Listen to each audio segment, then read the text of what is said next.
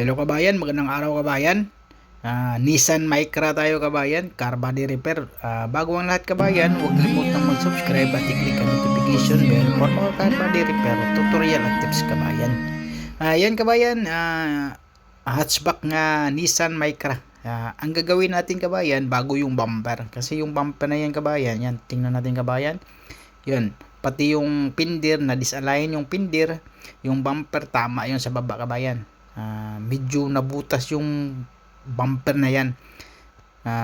Yun kabayan, medyo malaki yung gap na yung pindir saka yung pintuan. Tapos yung hood, wala na sa align din yung hood saka pindir. Bali, wala na siyang alignment. Yun pala kabayan, yung sa estimator, yung i-align lang natin yung pindir na yan. Tapos, hindi na pinturahan. Tapos, may tama pala yung pindir kabayan, yung dugtungan ng pindir sa bumper, may tama yan.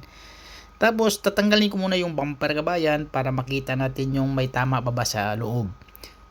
Yun na nga kabayan, pagtanggal ng bumper, clip lang yun sa taas. Tapos sa gilid naman, clip lang din yan sa gilid. At may 10mm sa dugtungan ng pindir sa bumper. Tapos clip sa baba, dalawa sa baba clip. Tapos yung pinakababa talaga, mga clips lang din yan. Ganun lang kasimple tanggalin yung bumper na yung kabayan. Tapos tanggalin din natin yung headlight kabayan. Para mag-align na tayo sa pindir saka sa hood. Pero yun na nga kabayan, malaking tama yan sa kabayan. Hindi lang pala yung pindir. Umurong pala yung chassis pa kanan. So tapos i-repair din natin yung pindir kabayan kasi may tama yung pindir. So kailangan natin i-repair, maglagay tayo ng body filler dyan. Tapos pati yung bracket na yung pindir na yung kabayan pumasok din. So kailangan ipakita sa estimator kabayan para mabayaran sa insurance. So yun, pinakita kabayan, okay na yun sa kabayan. I-repair na yan siya.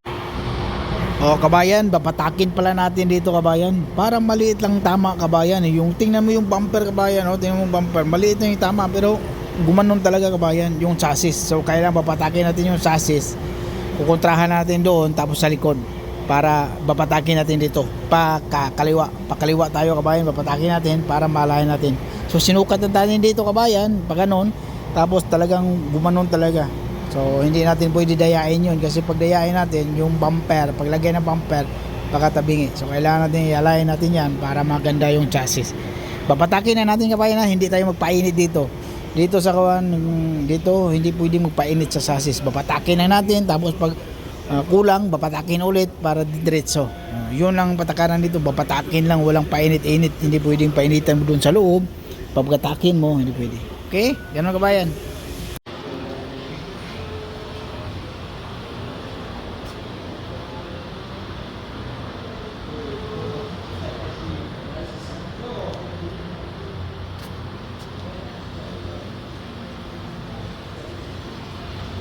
Ayan, ito na pala yung Nissan Micra natin kabayan. Nailagay ko na yung bagong ilaw kabayan, bagong pinder, ayan. Align na yan si kabayan. Tingnan mo kabayan, sarado natin kabayan. Tingnan mo. Tingnan mo yung gap niya kabayan. Yung pinder saka dito, tingnan mo. Ayan.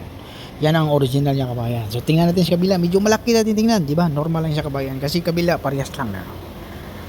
Yan di ba? Okay yung alignment natin kabayan. So pag maglagay tayo ng bumper, hindi natin mahirapan. Dito na-align ko na din dito. Bago natin pinuntrahan kabayan, okay na yung kabayan, siniting natin yung bumper.